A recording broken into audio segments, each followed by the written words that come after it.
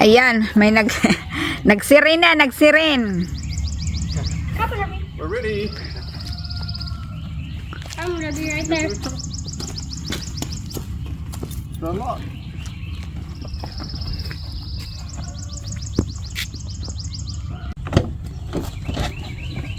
Hurry up, little man. Bye-bye. The front is full of clips. So dusty the car because of the pollen. Pollen. Yeah, look at the truck. My husband is ignore me. You got money, Matthew? Money. Ayan yung upuan ni Matthew. Sooner hindi na yan siya magganyan ng dahil Doesn't need it, right? kasing ano na siya, kasing tangkad ko na. Ang nanay Jenny, shrink. Do I'm shrink, dear?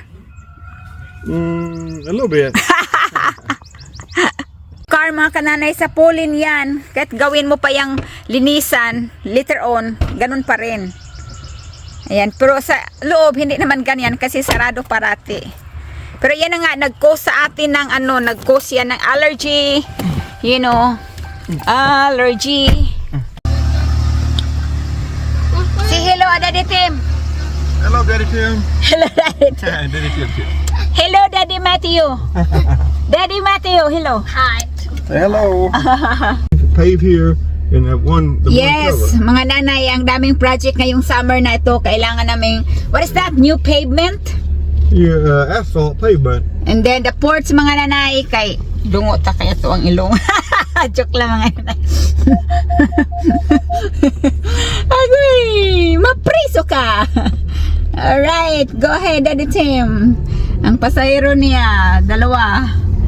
Si Little Man. Ayan, we're on the go.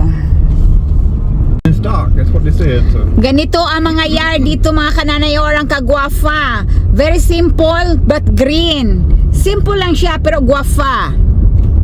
So dito mayroon din silang 7-Eleven mga kananay. Ang 7-Eleven is international. Malaki naman itong 7-Eleven na itong na gas station and tindahan. O diba? Gusto ni Daddy Tim dito magpagas ng dahil medyo mura kumpara doon sa ibang mga gas station. At bago ito mga kananay.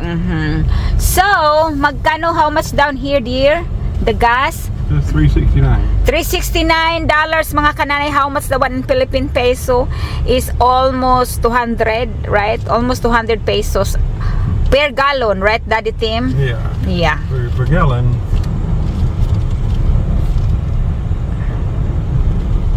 Dito mga kananay kasi doon sa likod ng building na ito, ayan, ay diesel. Ito naman dito sa amin ay gas. Ayan, painumin ni Daddy Tim ang kanyang sasakyan. Diba? Run Daddy Tim, save your life. Kasi mayroong car mga kananay. Laki din ang gas station nila dito. 1 2, 3, 4, 5, 6, 7. 7 yung gas mga kanana. Yung diesel naman doon sa kabila. Ilan yung diesel? 1, 2, 3, 4, 5. Oh wow. Yung ba mga kananay, ang gas station nila dito ay in the middle of nowhere. Ayan o kakahuyan. Tahimik talaga o tingnan nyo naman mga kananay. Parang nasa ano ka? Probinsya. Pero magandang gas station, kompleto, 'di ba? Oh. Ayan. Oh. Ito naman, makikita nyo dito si Little Man. Little Man! Ito mga kananay, bagong bridge ito. Pero 2 years lang nilang ginawa. 2 years, Tim? Right, 2 years. Yeah, 2 years lang. Kasi may kontrata dito. Pag sinabing 2 years, kailangan 2 years talaga yan. Mag-ama ko. Umiksi rin ang short ni Mateo. Kailangan ni Mateo yung mag-shopping ng shorts. So, ang daming mga flowers na nagsilabasan. Ang gaganda. Yan, mga halaman. Sa mahilig na mga halaman dyan. Mga kananay, maroon silang DC, DC size, DC 17. Parang tanglad, pero hindi yan tanglad mga kananay. Kasali yan sa bulaklakit. Ilang ganito. Hindi ko gusto yan kasi maamoy man yan, oy. Ayan, ang ganda. Fresh na fresh, parang ako. Ako sometimes nakakabili ng kalamansi or kalamansi only. Or kalamundin. Tingnan nyo si Matthew, mga nanay. Sumakay. O, diba? Matthew! Say hi, hello, wave to everybody. Si Daddy Tim ang tagatulak. Laban ka ni Matthew. Tamad maglakad. So mga kananay, look at that. Kagwapa sa ilang mga flowers. Laban ka? Oh, may orange din. Yung una orange, ito naman ay yellow. Banana. Parang banana, no? Namunga kaya ito or ano lang ito? Flower lang. Ito yung kailanganin ni Daddy Tim dito kasi ayusin din yung fence namin nung nasisira noong nakaraang bagyo 2024. Oh. Ako, mga kananay. Ang dami niyang project this year. Maraming project tapos walang pera, agoy. Mag-overtime. How many you need that one, dear? How much each? Oh my God. Mga kananay, ang each niyan, $22. Let's see, more than 1,000 pesos. More than 1,000 pesos, mga kananay. O, 3,000 na yung tatlo. Wala na. Broke na si Daddy Tim. May conductor, yung conductor ni Daddy Tim. How you need that one, dear? How many? 4? Agoy, wala na talaga. Na-broken na talaga ito si Daddy Tim. That's how many we need. 300 needles are. These are atomic needles. Are you okay, dear? Yeah. Okay lang daw siya. Ayan na yan. 4,000, 5,000 na yan. Mahigit. That's a pinch point. Wala na. Tapos, We got 2 more to load on. ganito dito, pag mamili ka ng mga gamit mga kananay, ito mga ganito, you're on your own. So, kailangan mamasal ka talaga. Hindi ka tulad sa Pilipinas na may mag-aano sa'yo nandyan sa harapan mo. Dito sila lang, independent sila mga kananay.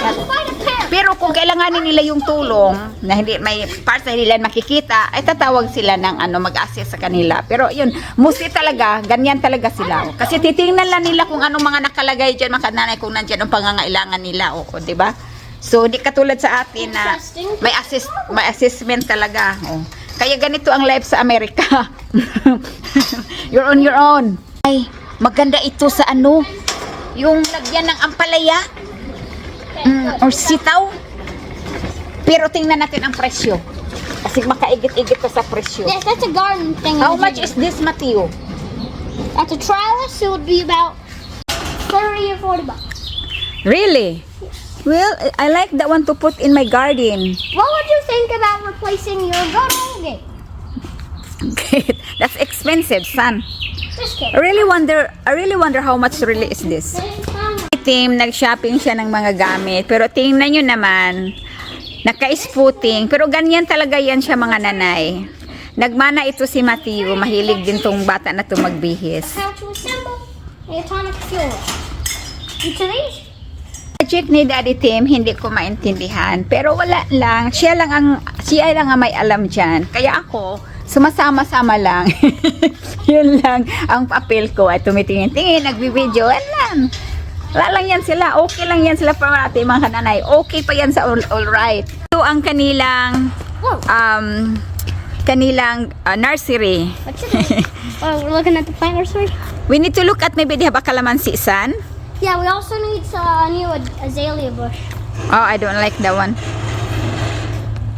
Silang gumamila. Ito yung gumamila nila, oh. Ayan, ang ganda ng gumamila.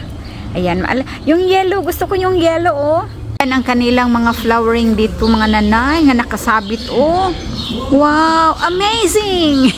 Yung cactus nila, beautiful.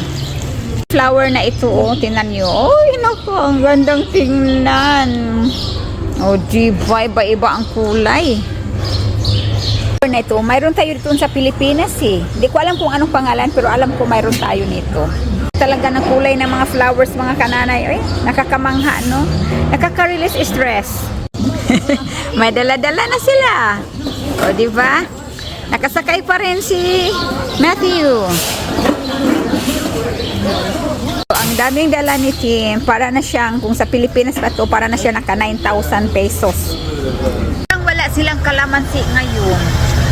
Kasi, every year mayroon or naubos na ba? Pag may kalamansi kasi dito mga kananay, pag may Pinay makakita, ay wala na. Imarites na yan sa mga kaibigan. Oh, tapos sabihin, oh, bilim ako, babayaran kita. Oh, ganun lang yun. Nagbabay-babay ang tukmol. So, ganun dito mga kananay. Oh, nakita nyo yan. Kayo ang mag-push-push. Mapurma ang Daddy Tim, pero nag-push yan ng ano. O, diba? Ang rason mga kananay kung bakit bumili talaga ng pick-up ang Daddy Tim. Kasi noong kami nag-asawa ni Tim, mayroon siyang pick-up. Kaso lang, at mayroon din akong pick-up. So, dalawa ang pick-up. So, ibininta namin ng dahil nga maraming insurance na babayaran mga kananay, pero at the end pa rin mga kananay ay bumibili pa rin kami ng ano, pick up, o di ba? So yan po, kung meron ka kasing mga bibilin sa tindahan, ma-easy lang pag may katulad ng mga ganyan kung may pick up ka. Tim ay mayroon talaga siyang assistant, yung little man niya. Natutuwa naman ako mga kananay kasi nakikita niya yung daddy niya kung ano ang ginagawa. Gagayahin niya yan paglaki, maging masipag. Ayan. They're currently transporting the fuel casings from the Harrison Nuclear Generating Station to the Mateo, what's your... Nuclear Generating Station. Yes, I see. Now there is a civilian